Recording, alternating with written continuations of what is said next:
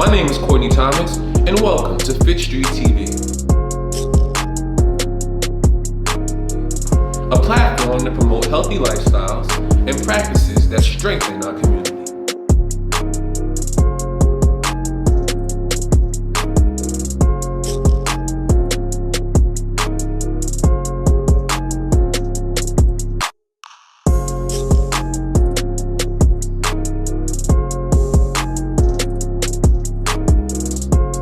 You came to FITSTREET TV, you know we're going to talk about something having to do with fitness, lifestyle, healthy lifestyle. So I ain't the right person to talk about that with, but I want your thoughts. We need this is dialogue that we need to talk about as a community. So one of the things I want to talk about, diabetes, high blood pressure, obesity in the Black community.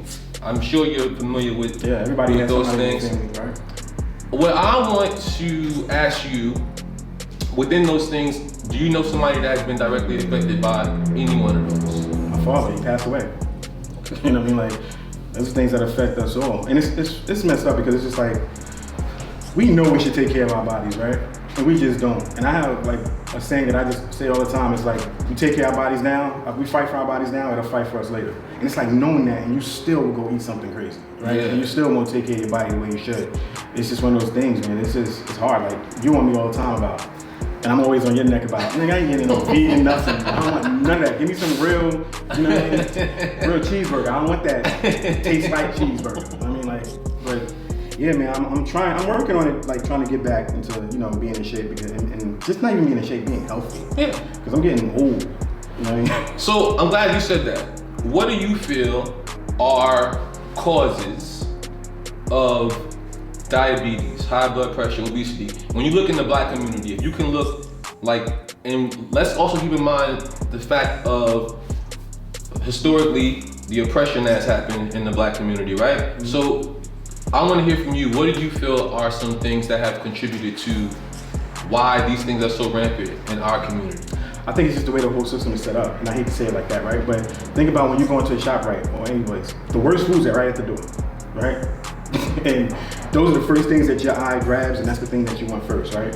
The healthiest foods are the most expensive. The worst foods for you are the cheapest. So living in certain communities, if you don't have the money, you're gonna grab something that's cheap first, right? And a lot of times too, a lot of us, like me and you, we're on the go all the time. So you're gonna grab something really quick just to, run. So it's a lot of things I think that goes into it, but mainly I think that, the healthier foods are expensive, you know what I mean? And the cheaper foods are the ones that really aren't good for you, you know what I mean? And nothing's real anymore. Like, everything is manufactured from this person, and this is sprayed on it, and you know what I mean? Like, I can't even eat apples because if I eat it fresh out of a plate, it'll blow my gums up, like, because of the stuff that they spray on it, you know what I mean? So it's just like nothing I think is just natural anymore, you know what I mean? And of course you got all the other stuff, fried foods and all that stuff, but I just think that they just make it easy for you to not be healthy. Okay, so I'm gonna ask you this question, and then you can also ask the question back to me, just so you know. How do you feel we can build up our community when it comes to food, right? I'll ask you because of this. Black and brown people, our community had a very hard time with COVID. Mm-hmm. The main reason is because of underlying diseases. Most of our underlying diseases are what? Diabetes, high blood pressure, right? Mm-hmm. So if I asked you, if we had built a committee and you were on that committee, how do you feel we can make strides to improve the health of Black and brown community and to take the numbers of diabetes, high blood pressure, obesity, to get those down? There's so much I think that goes into that, man. Like, liquor stores on every corner. I mean, talk fried about chicken it. Stores on every corner. Exactly. Fried chicken and liquor stores on every corner. You know what I mean? It's just, the worst things are around us. You know what I mean? Like, and it's just so hard to eat healthy. And when you go into these other neighborhoods, you don't see that. If you go into certain, I hate to say it like that, but white neighborhoods, there's no liquor stores there. First of all, they won't even allow those stores to open there. You know what I mean? But we don't go to our city hall meetings and city council meetings, so people from out of town is allowed to come in and just pop stuff in. And before we know it, we're succumbing to just fast food and, corner stores and, alcohol, I just think that it goes a little deeper. I think we have to first clean out. We have to be a little more attentive of who's coming in our neighborhoods, right? We have to pay more attention to who we're allowing to open businesses in our neighborhoods, because you can't just go open a business in other neighborhoods like that. We're the only community that kind of allows that. So I think we have to take a step back and say, we have to gain control of the neighborhoods first, right? Start going to our city hall meetings and our council meetings and start saying, yeah and nay to these people that's coming in and out of here. And if we can do that, then we can kind of take control of, okay, now we can see what kind of healthy places we can open, maybe some juice bars and things like that. Because I feel like if kids have it, right, they'll drink it because they're just not educated on it. Most kids, if you say green this or green that, they automatically saying that's disgusting, right? But they've never had it. So if they had someone there that would say, you know what, no, try this. You might not like this, but try this. And it's good for you.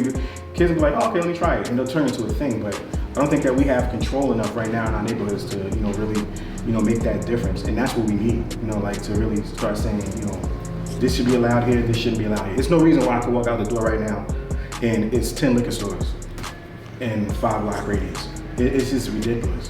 When you go to these other neighborhoods, suburban areas, they got the only way you can get out, not even that. Exactly. the way you can get alcohol in these other places, you got to go to like a liquor store somewhere. You know what I mean? Or that's specifically made for that. It's not like you can go in here and get cigarettes and liquor and chicken and It's ridiculous how they do the neighborhoods where we live at. And I think that has a big thing to do with it. And it's just like if it's in front of you and you're not educated about it, you're gonna buy it. True. And I think that's part of the problem. And liquor stores, chicken shacks, we'll add corner stores to those too. Yeah. A lot of high sugar snacks that are cheap, 25 cents, right? High sugar candies that are cheap. I remember growing up, you could go get a bag of fish for like $1.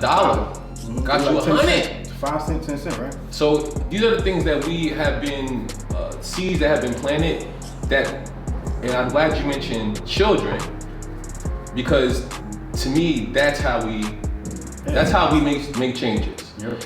We have to understand that number one, we are doing something wrong. Our parents were doing something wrong. Yeah. I feel like a lot of times in the Black and brown community, we hold fast to our traditions, our cultures, right? Especially with food. If we look at a lot of the foods that we ate growing up, it was BS. And it's okay to say it. Because we have to say it in order for us to make a change. A lot of the foods we ate, especially like my parents are from Georgia, right? So a lot of the foods that I ate were foods that they pretty much originated in slave times. There were scraps that were given to slaves. I ate a lot of fats growing up. We used to have a can of Crisco. Like, really? Yeah, that's crazy. You remember that, right? Food fried in Crisco? When you really think back to what we ate, and a lot of this was survival, so we're not knocking anybody, but we still have to understand that what is right and what is wrong is wrong. So to make a long story short, we really need to focus on how we teach our kids about food, the foods that we give to them, healthier foods, right? Not so much fried food, not so much high sugar. More fruits, more vegetables, having kids drink more water instead of sodas and juices so much at an early age, because those are the things that we get addicted to. Those are the things that we find so hard to give up.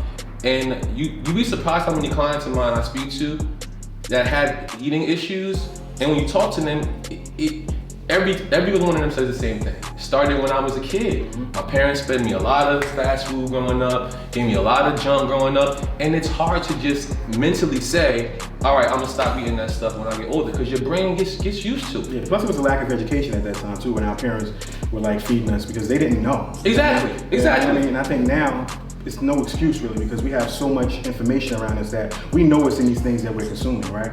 And it's just like, okay, knowing this, what are we gonna do about it? And that's really hard. Like, people don't realize cheese is addictive.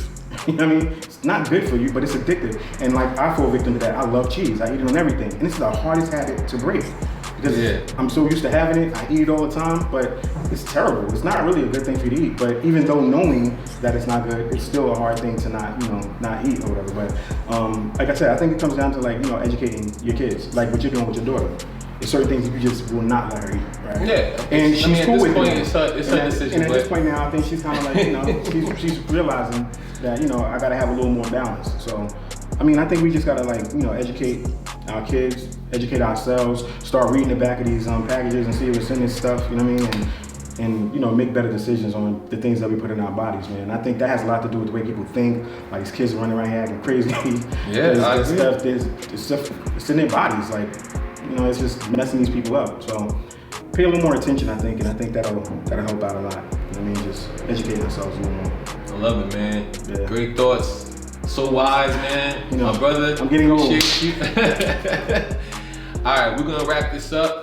Thanks again for coming. Anything else you want to promote before we get out of here? No, just follow me on CEIZ201. That's my. Follow me on Instagram, CEIZ201, and yeah, get you some Jersey Native merch. And I got a lot more coming out. Doing a lot of crazy designs and stuff like that. So I'm just trying to turn it up a little bit. Oh, and I also got like the New York borough line coming. So you know, we got like Brooklyn natives, we got the Bronx, Queens. Me and my boy. We don't care about that. Yeah, I know. Sorry. But me and my boy are gonna start pushing that or whatever. So you know, got a lot of cool stuff coming out. He's so stupid. Cool. Now y'all go check him out. Jersey Natives, and the New York line is gonna be. It's gonna be the same, but it's gonna be like, so it's gonna be like if it's Bronx natives. Okay. It's so it's gonna be borough. Yeah, it's gonna be borough. Okay. Yeah. I like it. Yeah. Not really, but no, I'm just playing. Jersey Natives. Thanks again to Jermaine from Jersey Cloth for being with us today. I also want to thank the millions of viewers that watched. This is FITSTREET TV, and it's not your average lifestyle.